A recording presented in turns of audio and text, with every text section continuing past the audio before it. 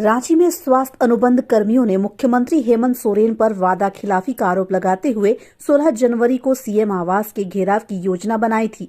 हालांकि पुलिस द्वारा उन्हें बीच में ही रोक दिया गया। पुलिस पर बल प्रयोग का भी आरोप है। अनुबंध स्वास्थ्य कर्मी आंदोलन की राह पर। उन्होंने कहा कि मर मिटेंगे लेकिन नहीं हटेंगे। रांची से संवाददाता मोहन कुमार की रिपोर्ट। नमस्कार, मैं हूं मोहन कुमार और आप देख रहे हैं न्यूज नेशन भारत। आज न्यूज नेशन भारत में आपको हम दिखाएंगे राजधानी रांची के राजभवन के समीप का नज़ारा, जो लगातार यहां पर धरना प्रदर्शन होता रहता है।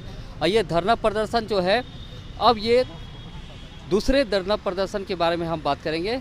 पिछले दिनों JSLPS जो कर्मी है लगातार धरना दे रहे थे, उसी तरह सफाई मोहरिर संघ धरना दे रहा था। लेकिन अब जो धरना है, अब आप देख सकते हैं पोस्टर में कि जो झारखंड राज्य NRHM ANM GNM अनुबंध कर्मचारी संघ जो है यहाँ पर धरना दे रहा है। हम आपको ये भी बता दें कि कल जो स्वास्थ्यकर्मी जिस तरह से धरना प्रदर्शन करने के यहाँ पर आए थे, जोरदार प्रदर्शन हुआ था। इस बीच जो है पुलिस और स्वास्थ्य कर्मियों के बीच जो है एक तरह की तीखी नोकझोंक हुई और इसमें बहुत से लोग जो है चोटिल हो गए थे। यहाँ पर हम लोगों से जुड़ेंगे और बात करेंगे। वीना जी प्रदेश महासचिव है। वीना जी, ये बताइए कि कल की जो घटना हुई उसको किस तरह से देखती हैं? ये तो बिल्कुल गलत हुआ हम लोगों के साथ में। हम स्वास्थ्यकर्मी हैं, हम कोरोना वॉरियर्स हैं, आपके स्वास्थ्य की देखभाल हम करते हैं। ऐसा हम लोगों को या हमारे प्रशासन भाइयों को भी ऐसा नहीं करना चाहिए था कि वो जो हमारे साथी विनय कुमार सिंह हैं वो 2 घंटे बेहोश रहे। हमने उनसे बहुत मदद की गुहार लगाई, लेकिन उन्होंने ना कोई एम्बुलेंस भेजा, ना ही फर्स्ट एड कुछ भी किया।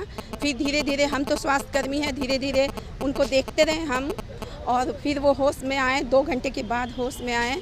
और उसके साथ भी हमारी बहन के साथ भी उन्होंने दुर्व्यवहार किया। मैं चाहूँगी, मैं इसका कड़े शब्दों में निंदा करती हूँ, और मैं चाहूँगी कि कम से कम उनको कुछ दंड तो ज़रूर दिया जाए। जिन्होंने हमारे भाई को फेंका, जिन्होंने हमारी बहन को गंदे हाथों से छुआ, ये मैं आप लोग से अपील करती हूँ कि कृपया इसको संज्ञान में लिया जाए और इस पर कदम उठाया जाए। ये बिल्कुल ही गलत है। अगर हम महिलाएं हैं तो आप महिला पुलिसकर्मी रख सकते थे। ये बताइए कि अब रणनीति क्या है आप लोग? हम लोग अभी आमरण अनशन में हैं। हम लोग 23 तारीख तक हम लोग आमरण अनशन में रहेंगे और 24 तारीख से हम लोगों का आमरण अनशन स्टार्ट हो जाएगा। अभी तक हम लोग 23 तारीख तक अनिश्चितकालीन हड़ताल में हैं और 24 तारीख से आमरण अनशन स्टार्ट हो जाएगा। तो इस बीच जो है सरकार को क्या आप कहना चाहेंगे? मैं उनसे अपील करना चाहती हूँ कि सर, अब धैर्य की सीमा ख़त्म हो चुकी। बहुत बार हम लोग से आप लोग मिले, मतलब आपसे हम लोग मिले, लेकिन आपने हर बार हमें भरोसा दिलाया, एक विश्वास दिलाया टीकाकरण कर दिया जाएगा, लेकिन 16 साल होने के बावजूद आज तक इस पर कोई पहल नहीं की गई।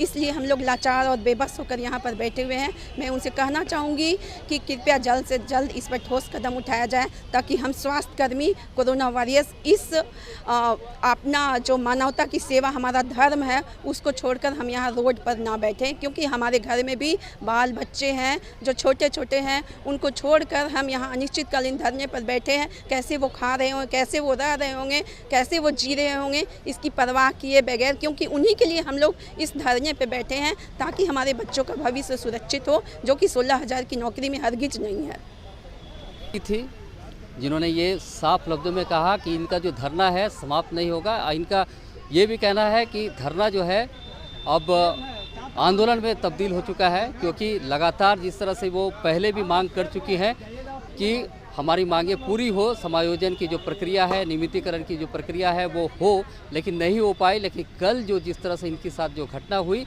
उसकी कड़ी शब्दों में वो निंदा करती हैं। जी बताइए कि कल की जो घटना आप लोगों के साथ घटी उसके बारे में क्या कहेंगे?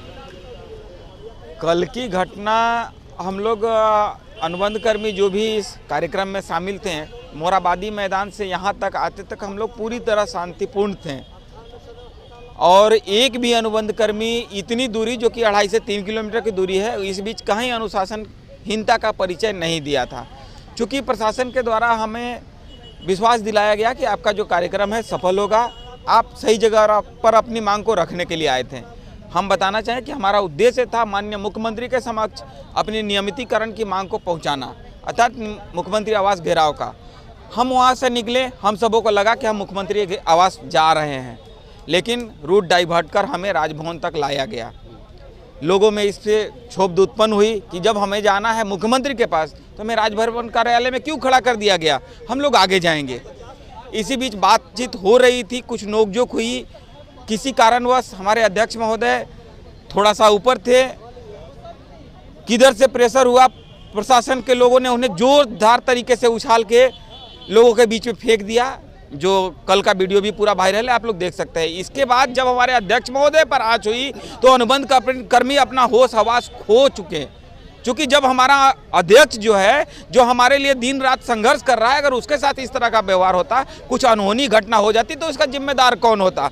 अनुबंध कर्मी उद्वेलित हो चुके और गेट को तोड़कर, बैरिकेड को तोड़ते हुए आगे बढ़ गए। उनका लक्ष्य केवल मुख्यमंत्री आवास था, क्योंकि हम अपनी मांग को वहां रख सके हो गए हैं। एक साल कोरोना वर्ष के नाम पर, दूसरा साल नियुक्ति वर्ष के नाम पर, तीसरा साल उपलब्धि गिनाने के नाम पर। माननीय अब चौथा साल पूरा, हम सोचे हम भी अपना आंदोलन वर्ष घोषित करें, शायद हमें लक्ष्य प्राप्ति हो जाए। इसीलिए हमारा लक्ष्य था कि अपना जो उनका एक पुराना वादा था चुनाव से पूर्व, हरमू के सोहराई भवन में एक बैठक हुआ था संविदा संवाद, अगर उन्हें याद होगा तो एक बार सोचेंगे कि संविदा संवाद में उन्होंने कहा था कि हमारी सरकार बनी तो हम आपका अधिकार देंगे। माननीय महोदय, हमने आपकी सरकार बनाई, हमें हमारा अधिकार दीजिए, आप अपना महत्वपूर्ण वादा निभाइए कि हम अनुबंध कर्मियों को नियमित करेंगे, झारखंड से अनुबंध का नाम जो है उसको समाप्त करेंगे। हमारी भी यही मांग है, आप अपनी वादा निभा दें, हमारी मांग पूर्ति हो जाएगी। हमारा कोई शौक नहीं, हमारा कोई उद्देश्य नहीं कि हम स्वास्थ्य व्यवस्था ठप करके इस जगह पर बैठें। आज इस कड़ाके की ठंड में जो दिन रात 24/7 इन 300 दिन सेवा देने वाला कर्मी अगर रोड पर है तो उसका जरूर कुछ कारण होगा। मानिए 16 साल में 16,000 वेतन पाता है अनुबंध कर्मी। आपके जो घर का खर्चा है ना, वो क्या बोलते हैं, कपड़ा धोने का, इससे कहीं ज़्यादा होगा। तो एक बार सोचिए, हमारा घर चलाना मुश्किल हो रहा है। अब हमें नियमितीकरण से कुछ कम मंजूर नहीं है। जब तक नियमितीकरण की प्रक्रिया नहीं होती है, हम आंदोलन से हटने वाले नहीं हैं। तो सुना आपने कि किस तरह से इन्होंने कहा कि नियमितीकरण जो है मांग वो पूरी हो। अगर नियमितीकरण की मांग अगर पूरी नहीं होती है, ये जो इनका आंदोलन जो है, धरना प्रदर्शन जो भी है, वो